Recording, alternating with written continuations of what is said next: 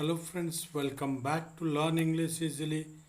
दोस्तों, आज का वीडियो कुछ खास होने जा रहा है। अगर आप कम्पिटिटिव एग्ज़ाम की तैयारी कर रहे हैं तो प्लीज़ इस वीडियो को पूरा देख लीजिएगा। आपको बहुत अच्छे से समझ में आना चाहिए ये वीडियो, क्योंकि गवर्नमेंट ऑफ इंडिया ने कुछ पॉलिसी को चेंज किया है जो आपके करियर को डायरेक्टली इम्पैक्ट कर सकता है। और अगर ये इन्फॉर्मेशन आपको अच्छी लगे तो वीडियो को लाइक करना, शेयर करना और चैनल को सब्सक्राइब करना बिल्कुल मत भूलिए। आज का आर्टिकल जो न्यूज़पेपर में आया था उसका हिंदी मीनिंग नहीं बताऊंगा, बट आपको समझाऊंगा, पूरा डिस्कस करूंगा आपके साथ, और ये वीडियो बड़े ही काम का होने वाला है।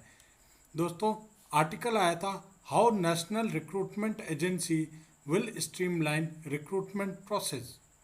देखिए, the proposed national recruitment agency NRA के लिए एक प्रपोजल आया है।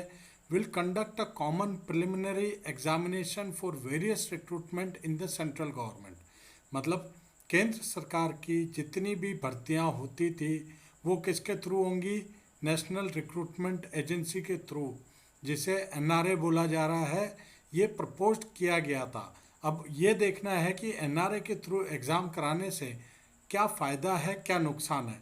तो वीडियो के साथ पूरा बने रहिएगा। वीडियो को एस्केप मत करना अगर आप कम्पिटिटिव एग्ज़ाम की तैयारी कर रहे हैं, क्योंकि ये वीडियो बहुत ही इम्पॉर्टेंट है आप सबके लिए। आप लोग तैयारी कर रहे हैं और आपको अगर इसके बारे में इन्फॉर्मेशन नहीं होगी तो बेकार में आपका समय नष्ट होगा। इसलिए वीडियो के साथ बने रहिएगा और देखते रहिएगा। आइए, जो यूनियन कैबिनेट चेयर किया था prime minister mister Narendra Modi ने, उन्होंने डिसाइड किया है to set up a national recruitment agency. NRA जो नाम दिया गया है वो एजेंसी को सेटअप करने का उन्होंने डिसीजन लिया है। The proposed NRA will conduct a common preliminary examination for various recruitment in the central government.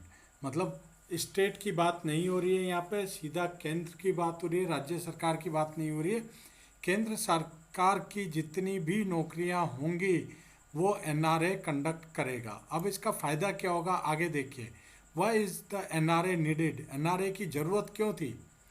देखिए, as of now aspirants have to take different exams that are conducted by various agencies for central government jobs। क्योंकि अभी जो माहौल चल रहा था इसमें क्या होता था कि डिफरेंट डिफरेंट डिपार्टमेंट के लिए डिफरेंट डिफरेंट एजेंसीज एग्ज़ाम लेती थी और कैंडिडेट्स को उस सेंट्रल गवर्नमेंट की, केंद्र सरकार की नौकरी पाने के लिए वो एग्ज़ाम देना पड़ता था।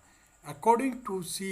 Chandramouli, Secretary Department of Personnel and Training, तो सेक्रेटरी जो है department of personnel and training के C Chandramouli, on an average उन्होंने डेटा दिया है कि 2.5 crore to 3 crore aspirants appear for about 1.25 lakh vacancies in the central government every year. मतलब हर साल 2.5 करोड़ से 3 करोड़ कैंडिडेट अपेयर होते हैं 1.25 लाख नौकरी के लिए।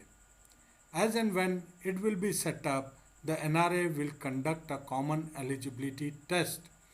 जब भी इसका सेटअप होगा एनआरए का, तो एनआरए जो आपका नेशनल रिक्रूटमेंट एजेंसी होगा वो कॉमन एलिजिबिलिटी टेस्ट लेगा, and based on the CET score a candidate can apply for a vacancy with the respective agency. और सीईटी में जैसा स्कोर आएगा उस हिसाब से कैंडिडेट अपने मार्क्स के हिसाब से रिस्पेक्टिव एजेंसी की वैकेंसी में अप्लाई कर सकता है। Will the NRA conduct a test for all government vacancies? अब ये क्वेश्चन उठता है कि क्या एनआरए सारे गवर्नमेंट की वैकेंसीज के लिए एग्ज़ाम कंडक्ट करेगा, नियोजित करेगा? Initially it will organise a common entrance test और एलिजिबिलिटी टेस्ट टू स्क्रीन और shortlist candidate for the group B and group C. मतलब पहले दौर पर ये एनआरए जो है वो कॉमन एलिजिबिलिटी टेस्ट कंडक्ट करेगा ग्रुप बी और ग्रुप सी का, जो नॉन टेक्निकल पोस्ट होंगे, which are now being conducted by the staff selection commission, जो अभी एसएससी करता है। Railway recruitment board, SSC and institute of banking personal selection, IBPS. मतलब आप यहाँ पर तीन चीज़ नोट कर लीजिए, जो आरआरबी रेलवे रिक्रूटमेंट बोर्ड हो गया, एसएससी हो गया, और जो आपका पर्सनल बैंकिंग पर्सनल सिलेक्शन है आईबीपीएस, इन सारे एग्ज़ाम्स को आगे से एनआरए कंडक्ट करेगा। लेटर ऑन मोर एग्ज़ाम में बी ब्रॉट अंडर इट, और बाद में इसके सक्सेस को देखते हुए, सफलता को देखते हुए और एग्ज़ाम्स भी शामिल किए जा सकते हैं। The agency will have representative from SSC, IBPS and RRB. बोल रहा है कि ये एजेंसी का जो गठन होगा वो एसएससी के ही रिप्रेजेंटेटिव रहेंगे, उसमें आईबीपीएस के और आरआरबी के। The test will be conducted for 3 level, 3 level के लिए टेस्ट होगा, ग्रेजुएट, हायर सेकेंडरी जैसे आपका एसएससी में होता था, अनमेट्रिकुलेट 10th पास के लिए। However, the present recruitment agencies like IBPS, RRB and SSC, जो अभी की वर्तमान की रिक्रूटमेंट एजेंसीज हैं जैसे कि IBPS, RRB और SSC है, विल रिमेन इन प्लेस, वो अपने स्थान पर बनी रहेंगी। Based on the screening done at the CET score level, final selection for recruitment shall be made through separate specialised tiers. जितना स्कोर आएगा उस हिसाब से सेपरेट स्पेशलाइज्ड टेयर्स के हिसाब से सेकंड, थर्ड एक्सेट्रा देखकर उस एग्जामिनेशन को कंडक्ट करके by the respective recruitment agencies, the curriculum for CET would be common, और जो टेस्ट होगा वो करिकुलम कॉमन रहेगा।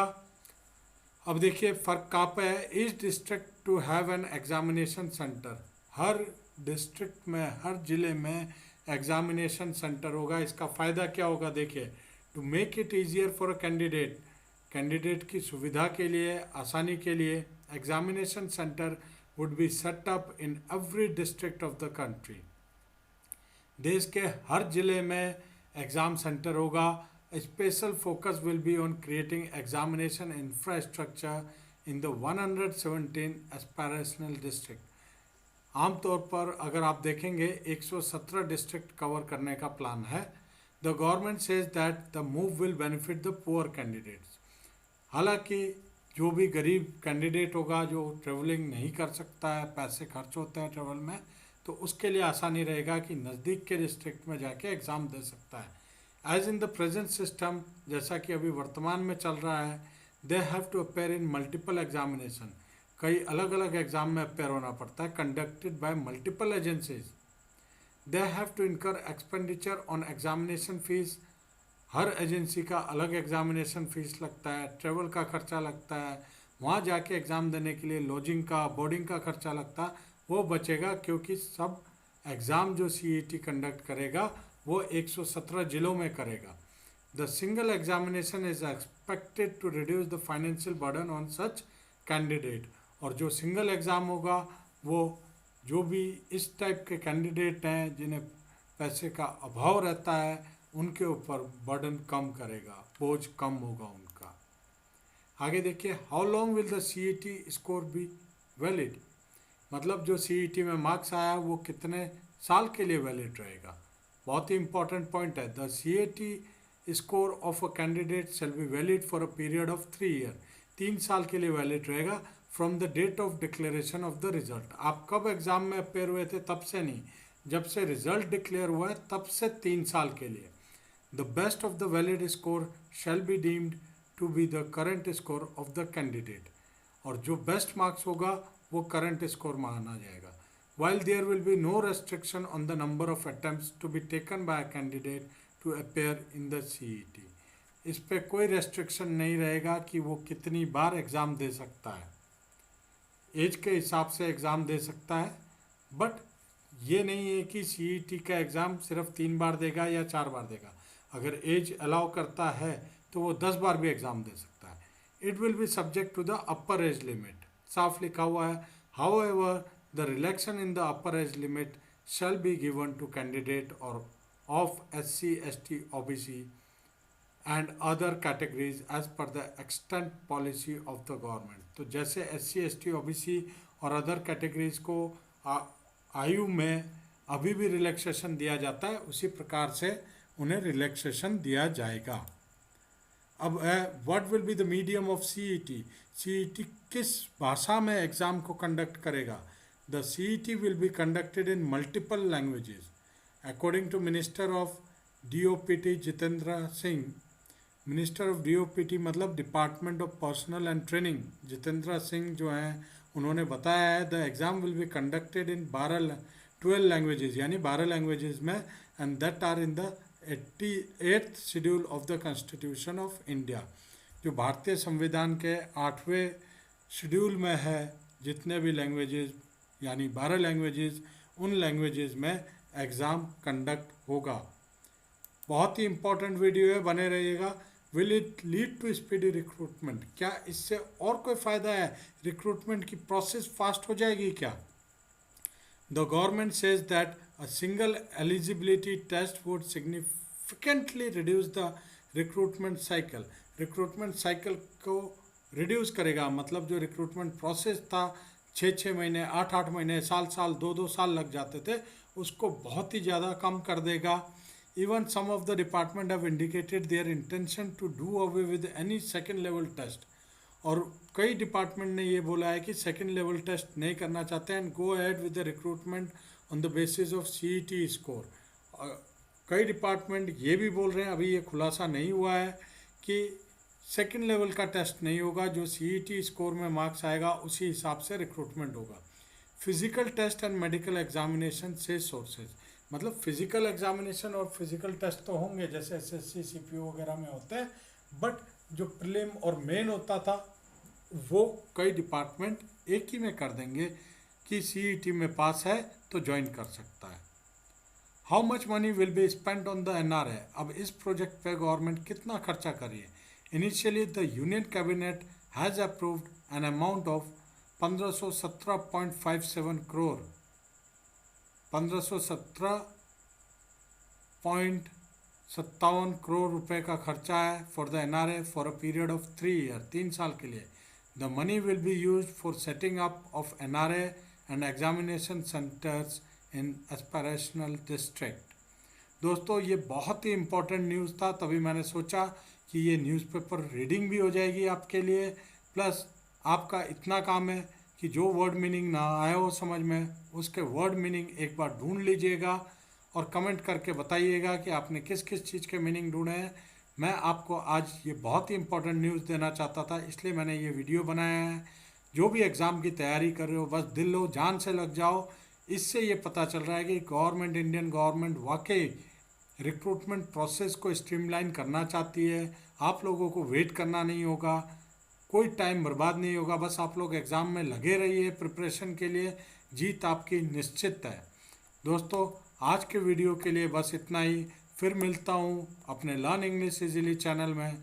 अगर आपने चैनल को सब्सक्राइब नहीं किया तो प्लीज़ सब्सक्राइब करिए और बेल आइकन को भी ज़रूर बजाइएगा। धन्यवाद।